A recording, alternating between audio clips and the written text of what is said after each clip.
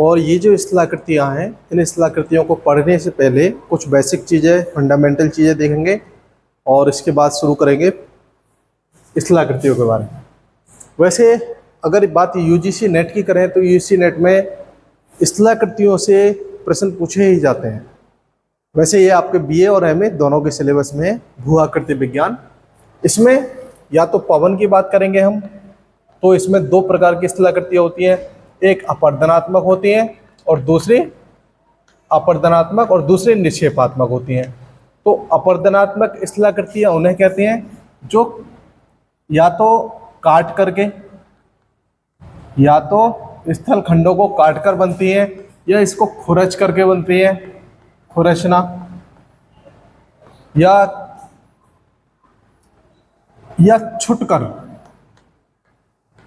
छुटकर बनती है। जैसे ये स्थलाकृति है कोई, और अगर इसकी स्थलाकृति में पवन चल रही है और ये हिस्सा काट लिया गया, पवन बार बार इधर को टच कर रही है इसको, और यहाँ से इस हिस्से को काट लिया, तो इस हिस्से को काट करके कुछ ऐसी स्थलाकृति बन जाएगी। तो ये जो स्थलाकृति होगी ये काटने से बनी हुई है और इसीलिए इसको अपर्दनात्मक स्थलाकृति कहेंगे। अपर्दन का मतलब होता है काटना। तो इसी तरह से एक स्थलाकृति निक्षेपात्मक होती है। जैसे पवन ने इस स्थलाकृति से यहाँ से मिट्टी काट करके दूसरे स्थानों पर ले गए उड़ा करके, और यहाँ पर किसी विशेष तरह की एक स्थलाकृति का निर्माण कर दिया। तो जब पवन उस धूल मिट्टी या धूल के कणों को गिराएगी, एक जगह निक्षेपित करेगी, एक जगह इकट्ठा करेगी, उसको हम क्या कहेंगे, निक्षेपात्मक स्थलाकृतियाँ। तो दो प्रकार की स्थलाकृतियाँ होती हैं, और ये दो प्रकार की स्थलाकृतियाँ केवल पवन में ही नहीं होती, इसके अलावा जैसे हिमानी है, तो हिमानी की भी दो प्रकार की स्थलाकृतियाँ होती हैं, एक अपर्दनात्मक, एक निक्षेपात्मक।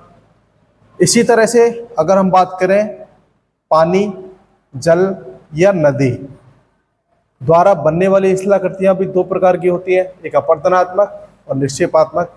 इसी तरह से काष्ठ स्थलाकृतियाँ होती हैं, ये भी दो प्रकार की होती हैं, अपर्दनात्मक, निक्षेपात्मक। तो कुल मिलाकर के और भी जैसे तटीय स्थलाकृतियाँ होती हैं, तो सागरीय तट जो होता है वहाँ स्थलाकृतियाँ बनती हैं, वो भी दो प्रकार की बनती हैं। तो कुल मिलाकर के आप मानिए कि स्थलाकृतियाँ दो तरह की होती हैं, अपर्दनात्मक, निक्षेपात्मक।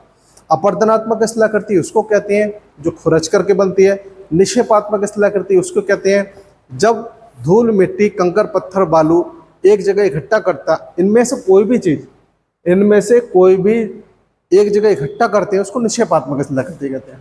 तो चलो आगे बात करते हैं। पवन के बारे में बात चल रही थी, अब पवन के बारे में हमने अपर्दनात्मक स्थलाकृतियों के बारे में आज चर्चा करेंगे।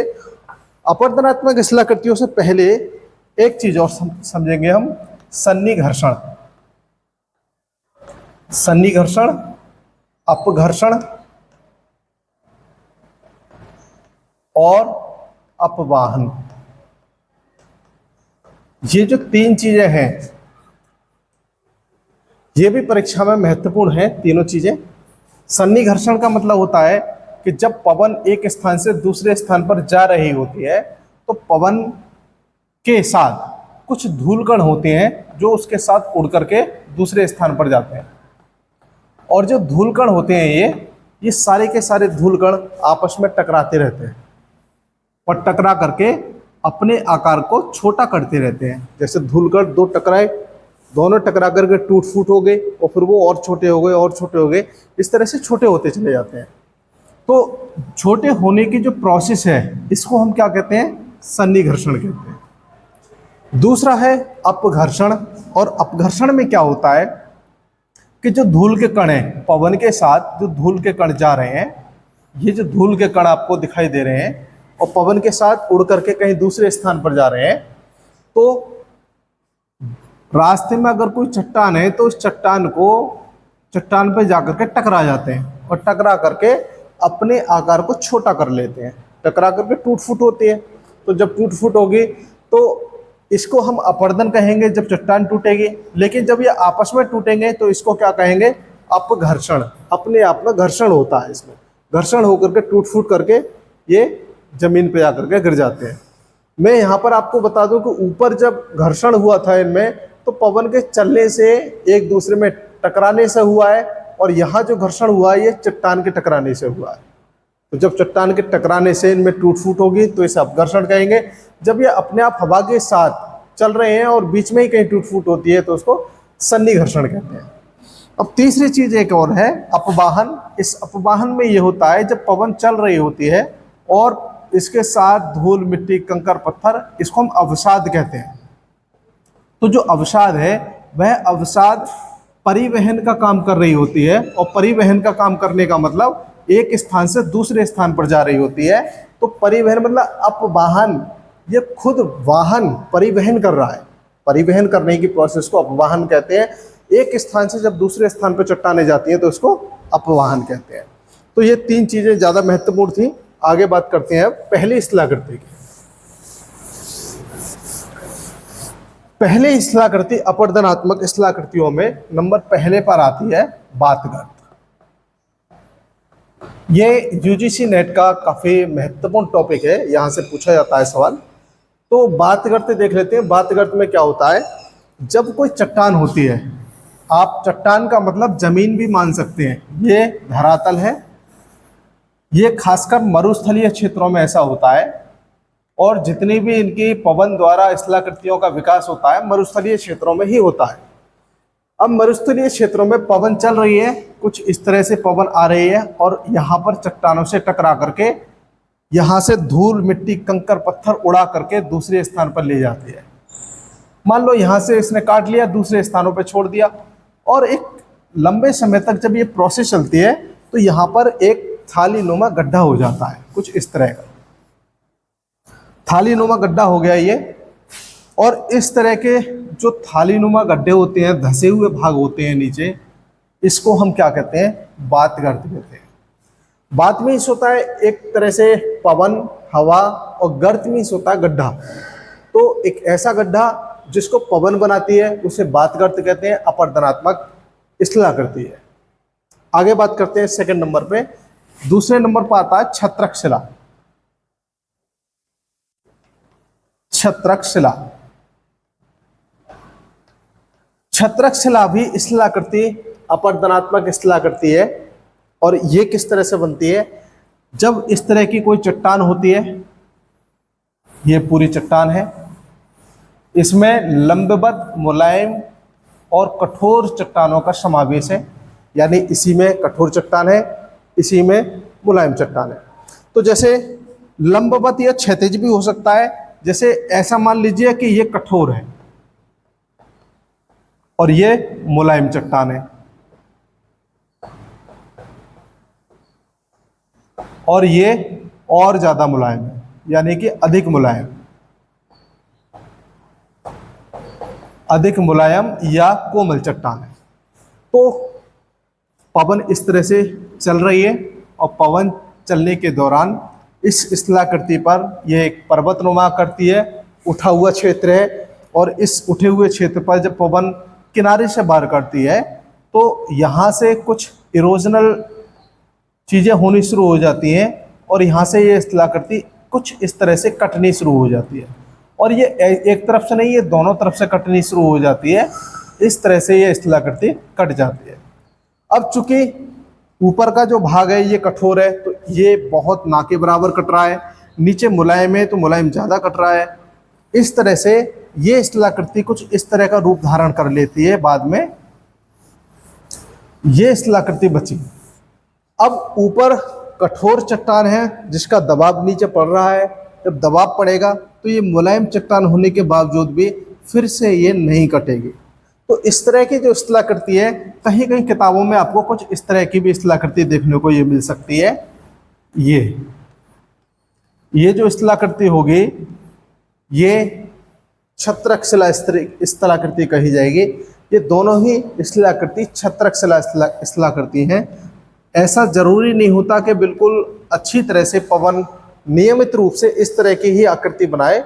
आप ऐसा समझेंगे जब छतरी के समान कोई स्थलाकृति मरुस्थलीय क्षेत्रों में पाई जाएगी या आप देखेंगे उसको तो वो छत्रक शिला होगी। इसके बाद आगे हम बात करते हैं तीसरे नंबर पे। देखो तीसरे नंबर पर स्थलाकृति है यारडंग। इस स्थलाकृति को बनने में आज आप इसको 3D में देखेंगे। देखो ये कठोर चट्टान है और इसके नीचे मुलायम चट्टान के भाग हैं। ये कठोर चट्टान है, ये मुलायम चट्टान है और फिर से इसके बाद कठोर चट्टान है। तो जब कभी ऐसा होता है कठोर और मुलायम चट्टानों का भाग इस तरह से होता है, यानी कि परतों के रूप में होता है, तब ऐसी स्थलाकृतियों का विकास होता है जिसे हम यारडंग कहते हैं। कैसे बनती है वो देख लो आप।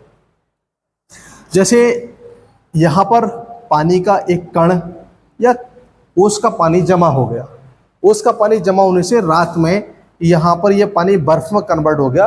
बर्फ आयतन में पानी की अपेक्षा बड़ा होता है, तो इस वजह से इस पूरे क्षेत्र में चटकन पैदा हो जाती है।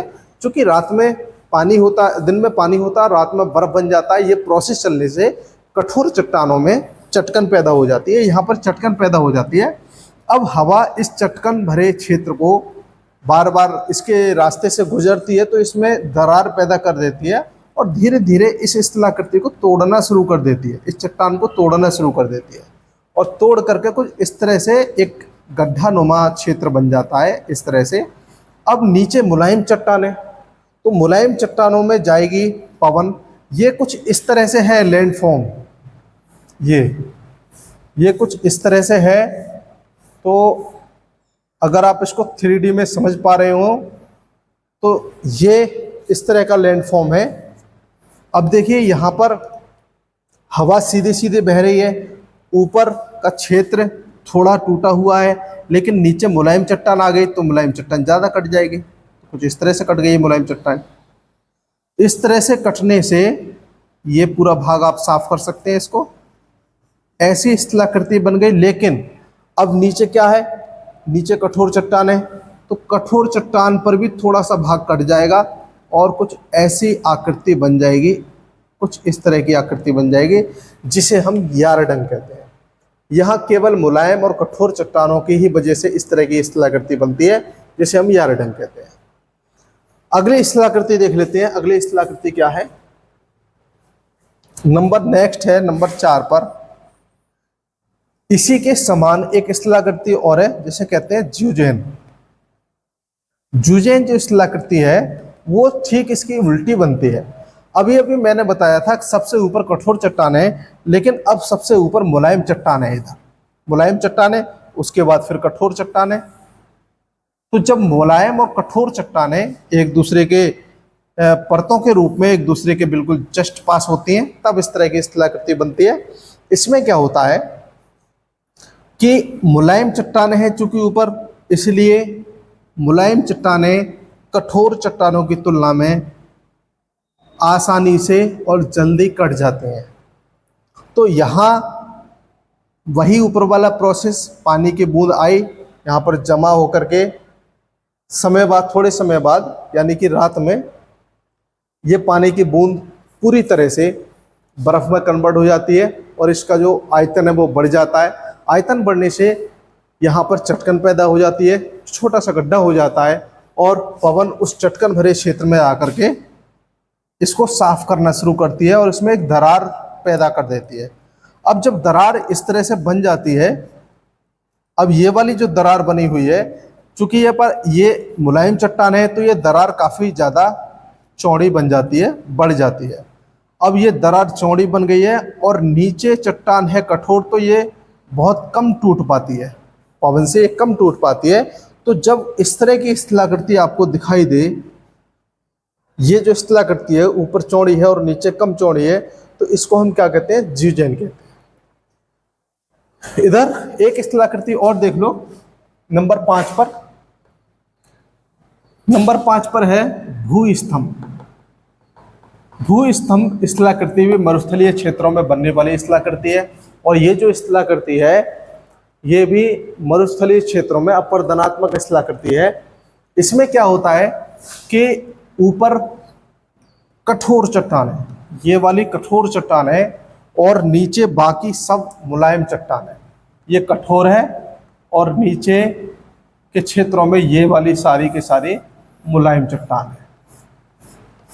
तो यहाँ पर ऐसा नहीं है कि ये सब मुलायम है, इसमें से हो सकता है कि यहाँ पर कुछ कठोर भाग हो इसके, कहीं पर इस तरह से हो जाता है, कहीं इस तरह से, कहीं कठोर है, कहीं मुलायम है, लेकिन बीच में ये जो क्षेत्र आपको दिख रहा है ये पूरी तरह से मुलायम चट्टानों के भाग है। अब प्रोसेस सब में वही रहता है कि यहाँ पर हवा चलती है तीव्र गति से और यहाँ पर पानी की बूंदें पड़ी जाती हैं, रात में बर्फ बनता है और धीरे धीरे इसमें एक गड्ढा हो जाता है। चटकन से यहाँ पर कुछ इस तरह से स्थलाकृति बन जाती है, ये क्षेत्र साफ हो जाता है। चूँकि यहाँ पर पहले से ही कठोर चट्टान है ये, लेकिन इसके आसपास के क्षेत्रों में यहाँ पर एक दरार पैदा हो जाती है और पवन इस क्षेत्र को उड़ा के ले जाती है। अब पवन इसको नीचे तक काटती रहती है, यानी कि ये नीचे इसने काट लिया है और इस वाले क्षेत्र को बिल्कुल साफ कर दिया है पवन ने। तो ये कुछ खंबे के समान उठी हुई स्थलाकृति दिखाई देती है हमें, और ऐसा ही इधर होता है, इधर भी ऐसा होता है कि यहाँ पर स्थलाकृतियों का विकास कुछ इस तरह से हो जाता है। तो जो स्थलाकृतियाँ खंबे के समान उठी हुई दिखाई देती हैं, बीच के भागों को पवन ने इसको अपरदित कर दिया है, काट करके कहीं दूसरी जगह ले गई है। तो जो स्थलाकृति बची उसे भूस्तंभ स्थलाकृति कहते हैं। नंबर 6, छठी स्थलाकृति है इंसेलबर्ग, जो परीक्षा के लिहाज से ज़्यादा महत्वपूर्ण है। उन स्थलाकृतियों को हम पढ़ रहे हैं। इन 7 स्थलाकृतियों के अलावा परीक्षा में नहीं पूछे जाते प्रश्न। तो देखो इंसेलबर्ग में क्या होता है कि मरुस्थलीय क्षेत्रों में, पूरा मरुस्थलीय भाग है और उन भागों में, मरुस्थलीय क्षेत्रों में इस तरह से एग्जाम्पल समझ सकते हैं। जर्मन भाषा में भी इंसेलबर्ग का अर्थ होता है कठोर चट्टान के टीले।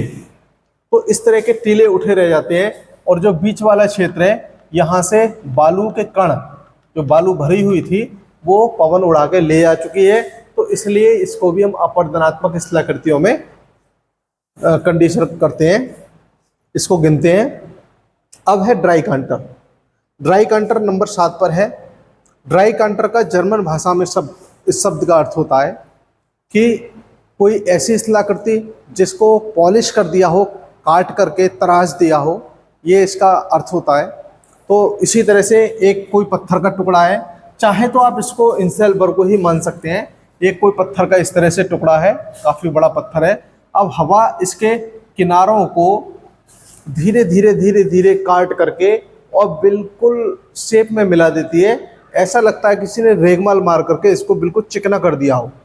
तो लंबे समय से हवा इस पत्थर के एक किसी भाग को चिकना करती है, फिर दूसरे फलक को चिकना करती है, और इसी तरह से चारों तरफ से, जिस तरह से आप हीरा को देखते हैं, हीरे की जो साइड होती है, जो किनारे होते हैं, वो बिल्कुल चिकने होते हैं और एक फलकदार होते हैं। तो कई सारे फलक इसमें चारों तरफ दिखाई देते हैं, क्योंकि चारों तरफ से पवन इधर उधर जा करके और इसके फलक को बिल्कुल चिकना कर देती है। ऐसा लगता है दूर से जैसे पॉलिश करी हो, किसी व्यक्ति ने किसी मशीन द्वारा इसको बनाया हो। तो ऐसी स्थलाकृति को हम ड्राई कांटर कहते हैं। इसके कई सारे फलक होते हैं, कुछ इस तरह से होती है ये स्थलाकृति, ये स्थलाकृति होती है जिसे हम ड्राई कांटर कहते हैं। तो आज का वीडियो आपको कैसा लगा कमेंट बॉक्स में इसके बारे में जरूर बताएं, कुछ सुझाव अपने जरूर दें। आज हमने पवन द्वारा निर्मित स्थलाकृतियों, अपरदनात्मक स्थलाकृतियों पर चर्चा की थी। नेक्स्ट वीडियो में आपको निक्षेपात्मक स्थलाकृतियों के बारे में बताया जाएगा। तो बहुत बहुत शुक्रिया, थैंक यू।